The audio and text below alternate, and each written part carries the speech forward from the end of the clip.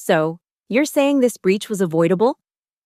The CEO's voice sliced through the tension in the boardroom. I didn't need to answer. I just opened my laptop and let the 6 weeks of ignored warnings speak for themselves. But if you think this is just a story about being right, you're wrong. This is about what happens when they silence the one person who saw it coming. And what I did to make sure they would never silence me or anyone else again. My name is Erica Vaughn. And I'm about to tell you how I brought down the empire of incompetence that nearly destroyed everything I'd spent my career protecting. 6 weeks earlier, I was still naive enough to believe that competence mattered more than politics in cybersecurity. I'd been senior security analyst at Vault Systems for 3 years, protecting the cloud infrastructure that safeguarded financial data for hundreds of banks and insurance companies across North America. When you swiped your credit card or filed an insurance claim, there was a decent chance my code was standing between your personal information and the wolves prowling the dark web. I wasn't just any security analyst. At 17, I'd discovered a backdoor in my university's student portal that could have exposed 40,000 student records. Instead of exploiting it, I'd written a detailed report and presented it to the IT department. That report had landed me a scholarship, then a job offer from Mira Jensen, Vault's brilliant CTO who'd built our security architecture from the ground up. Mira had been more than a boss. She'd been a mentor who understood that security wasn't just about writing code, it was about thinking like the enemy, staying 3 steps ahead of every possible attack vector. Under her leadership, Vault had never suffered a single significant breach in 8 years of operation. But Mira was gone now, headhunted by a startup that offered her equity and the chance to build something revolutionary. Her replacement was Douglas Keene, an operational efficiency expert who'd been brought in by the board to optimize our security spending and align our defensive posture with industry standards. The first red flag should have been how Keene talked about security like it was a cost center instead of the foundation of our entire business model. The second red flag was his decision to restructure my department within his first week, moving me from Mira's elite early response security team to a mundane audit compliance role under his hand-picked lieutenant, Darren Fielding. Fielding was everything I despised about corporate climbers. He'd spent more time in PowerPoint than in actual security systems, but he had an MBA and a talent for translating technical concepts into the kind of buzzword-heavy presentations that impressed executives who'd never written a line of code. He made it clear from day one that my job was to generate the reports that would justify his performance bonuses, not to actually protect anything. "Erica," he'd said during our first one-on-one meeting, "I need you to understand that we're moving away from Mira's creative approach to security. We're implementing industry-standard frameworks now. Your job is to document compliance, not to go hunting for theoretical vulnerabilities." I'd bitten my tongue and nodded. I needed this job, and I'd learned to pick my battles. But some battles pick you. 3 weeks into Keene's reign, I was performing a routine audit of our identity verification API when I noticed something that made my blood run cold. There was a timing vulnerability in the authentication module, a 480-millisecond window between 2 verification commands where an attacker could potentially inject a forged token if they knew exactly when and how to strike. It wasn't obvious. Most security auditors would have missed it entirely because it required understanding not just how our system worked, but how it worked in conjunction with the specific database architecture we'd inherited from a merger 2 years earlier. The vulnerability only existed because of a race condition that occurred when legacy code interacted with our newer security protocols. But I'd helped write both systems. I knew exactly how they talked to each other, and I knew this was a ticking time bomb. I spent the next 72 hours building a comprehensive analysis of the vulnerability. I documented the attack vectors, calculated the probability of exploitation, and estimated the potential damage. If someone successfully exploited this flaw, they could generate authenticated tokens for any user in our system. They could access financial records, insurance claims, credit histories, everything we'd sworn to protect. The report was 23 pages of carefully documented evidence. I included code samples, system diagrams, and even a theoretical timeline of how an attack might unfold. I made it impossible to ignore. Fielding ignored it anyway. This is highly theoretical, he'd said, barely glancing at the document I'd placed on his desk. You're talking about a vulnerability that requires precise timing, specific knowledge of our infrastructure, and perfect execution. What are the odds of someone actually exploiting this? Low probability doesn't mean zero risk, I'd replied. And the impact would be catastrophic. We're talking about 48 million user accounts. Exactly. It's a low probability scenario that you want us to spend significant resources addressing. That's not aligned with our risk management framework. I'd stared at him, trying to process the disconnect between his words and reality. This is exactly the kind of thing risk management is supposed to address. Erica, I need you to focus on the audit reports that are actually due. The board wants to see compliance documentation, not theoretical attack scenarios. Your job is to prove that our systems are secure, not to find new ways they might be vulnerable. That night, I'd gone home and built a proof-of-concept exploit. Nothing destructive, just a simple demonstration that could access a test account without proper authentication. I'd been careful to stay within the bounds of authorized testing, using only my own credentials and a sandboxed environment. The next morning, I'd scheduled a meeting with Fielding and demonstrated the exploit in real time. I'd showed him exactly how an attacker could slip through the 480 millisecond window and gain unauthorized access. He'd watched the demonstration with the expression of someone being forced to sit through a particularly boring presentation. This is a very sophisticated attack, he'd said when I finished.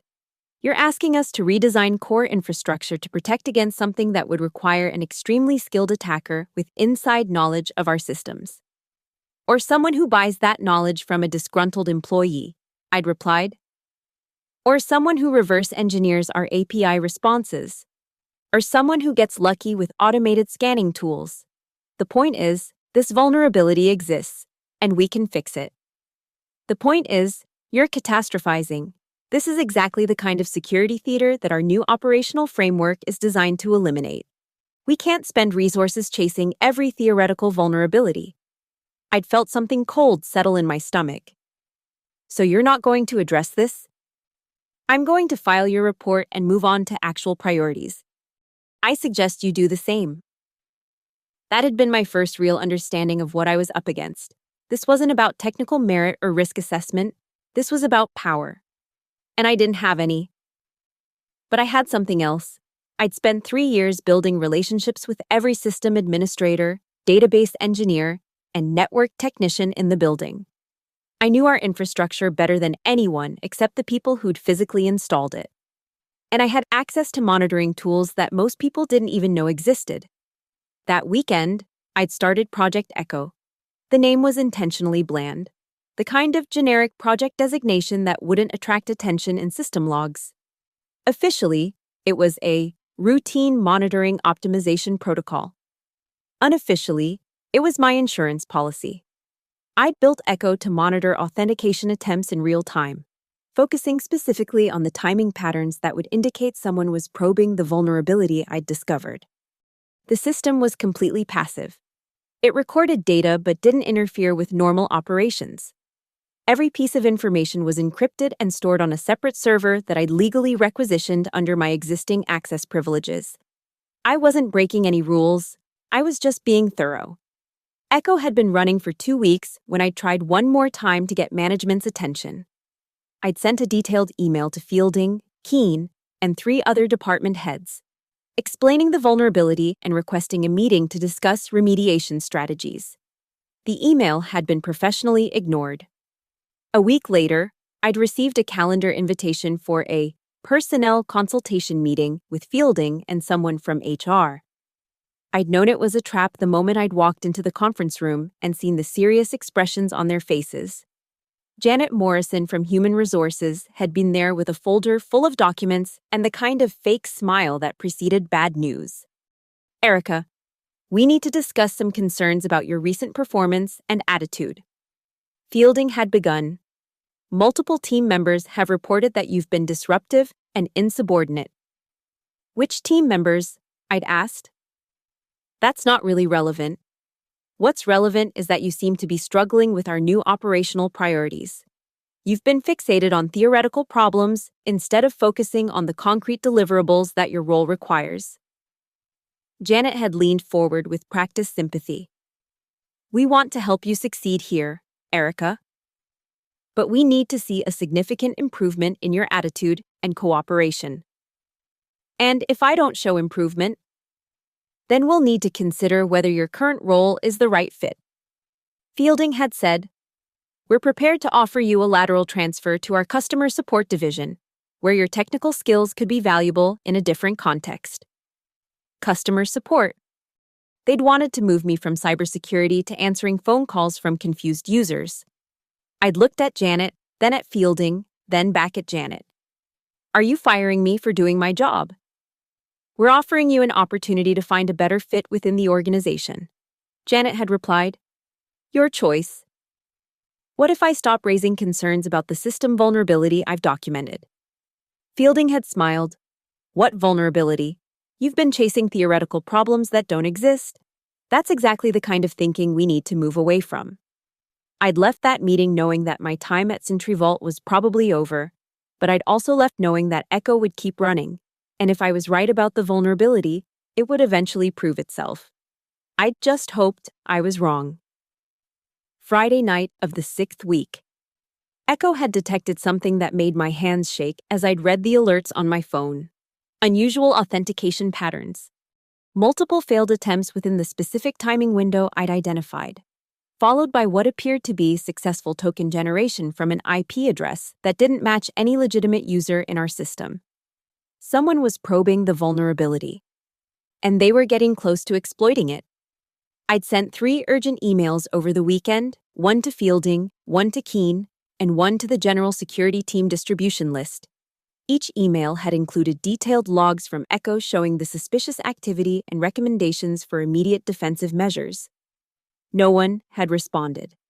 Monday morning, I'd arrived at the office early and tried calling Fielding directly. His assistant had told me he was in meetings all day and would get back to me when he had a chance. I'd tried calling Keen's office. He'd been in meetings too. I'd tried walking directly to Fielding's office. He'd been in a meeting. By Tuesday afternoon, I'd been starting to wonder if I'd been wrong about the severity of the threat. Maybe the suspicious activity had been legitimate testing, or maybe the attacker had given up. Wednesday morning, I'd woken up to 17 missed calls and 43 text messages. The first news alert had hit my phone at 3:47 a.m. Pacific Time. Breaking: major data breach at financial security firm CentriVault Systems.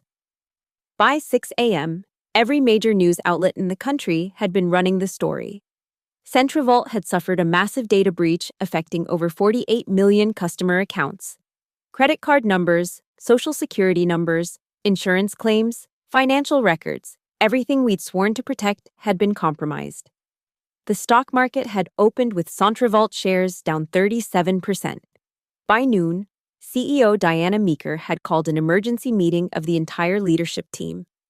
I hadn't been invited to that meeting, but I'd gone anyway.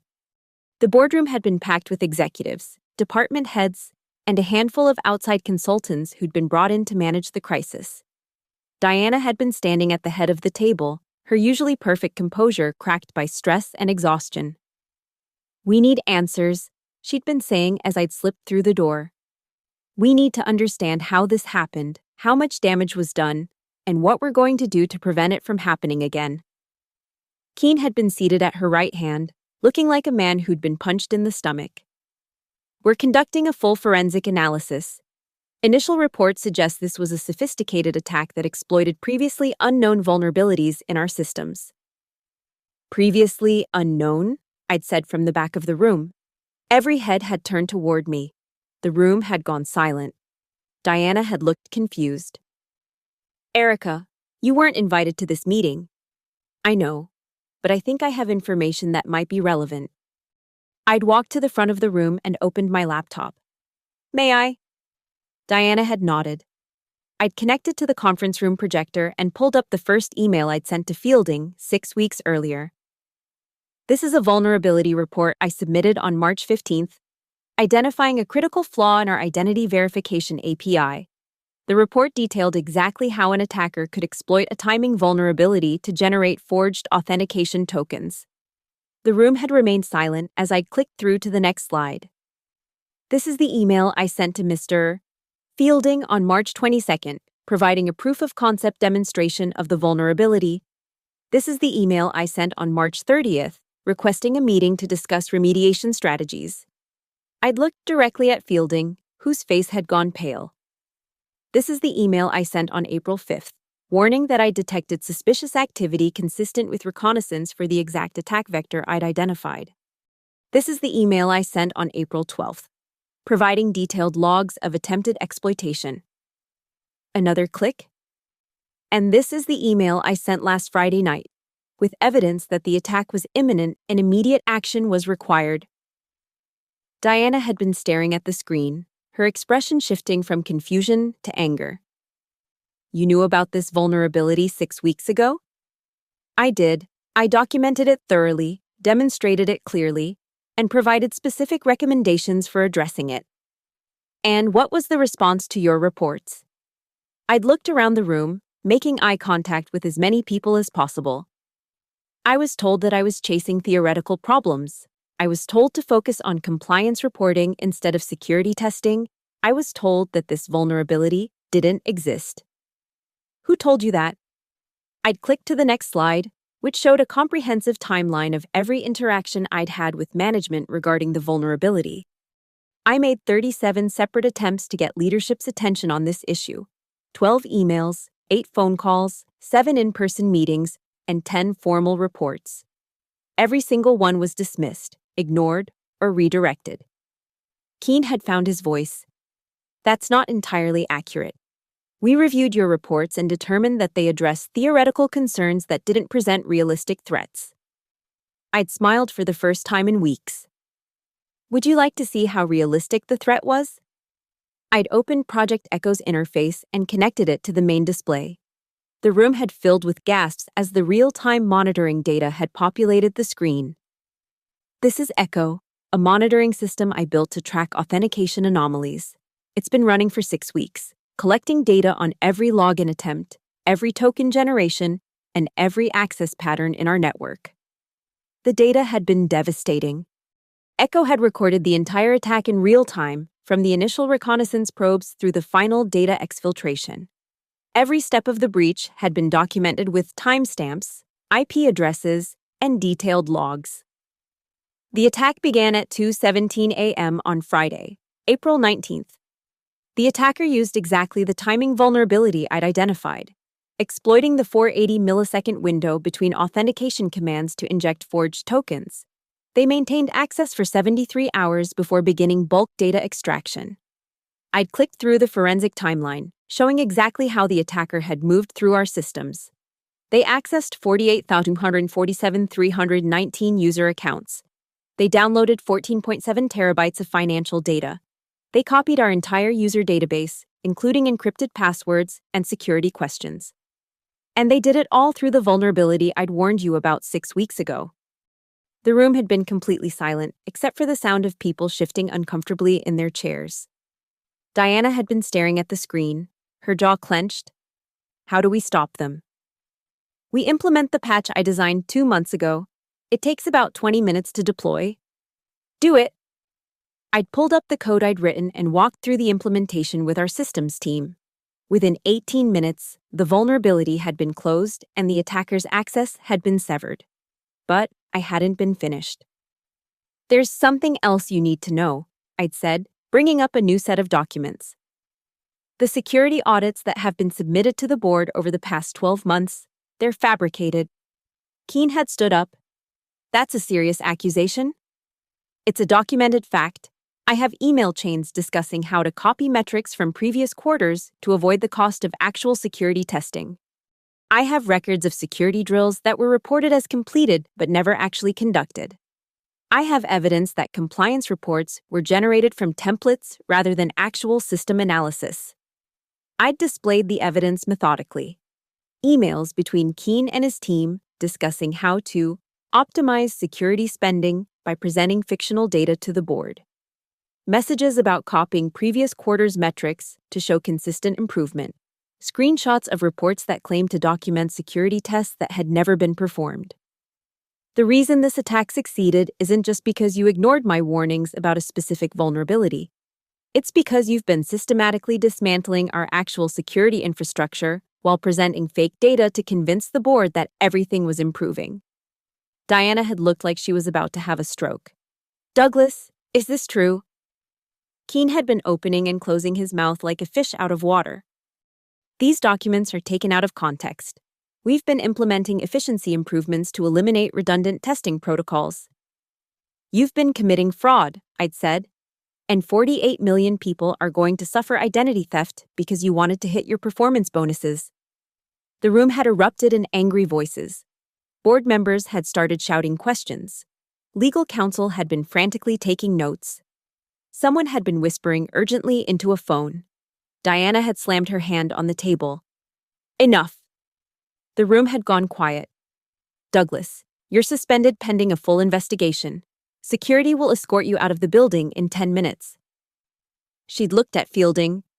You two, Darren, and anyone else who was involved in this fraud. She turned to me. Erica, I'm putting you in charge of security until we can sort this out.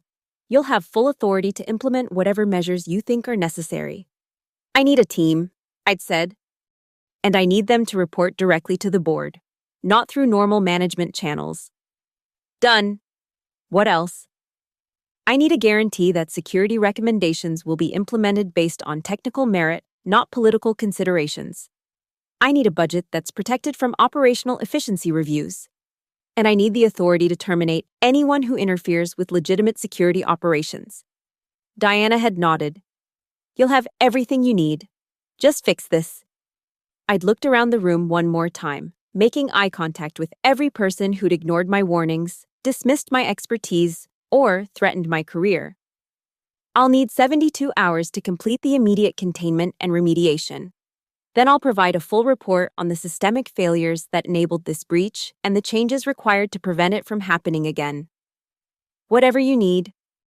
I'd closed my laptop and walked out of the boardroom, leaving behind a room full of people who'd just learned that competence matters more than politics when reality comes calling. 3 days later, I'd been sitting in my new office, the one that had previously belonged to Keene, reviewing the organizational chart for the Integrity Security Division I'd been asked to build. The board had approved my budget, my staffing requests, and my operational independence. They'd also approved the termination of 14 employees who'd been involved in the security fraud. But this wasn't about revenge. This was about building something better. I'd walked to the whiteboard in my office and written 3 principles that would guide everything my team did. Every warning deserves to be heard. Don't let data speak for itself. Make it impossible to ignore. Justice in security means protecting even those who've been silenced. I'd stood there for a long moment, thinking about Mira Jensen and wondering if she'd be proud of what I'd built from the ashes of what she'd started. Then I'd turned back to my computer and started building the future. The breach had been contained. The vulnerabilities had been patched. The fraud had been exposed. But the real work was just beginning. Because the next time someone tried to silence a warning that could save millions of people from harm, they'd have to go through me first. And I'd spent the last 6 weeks learning exactly how much damage silence could cause. It was a lesson I'd never forget. And one I'd never let anyone else ignore again. The system had changed, and it would never look away from the truth again.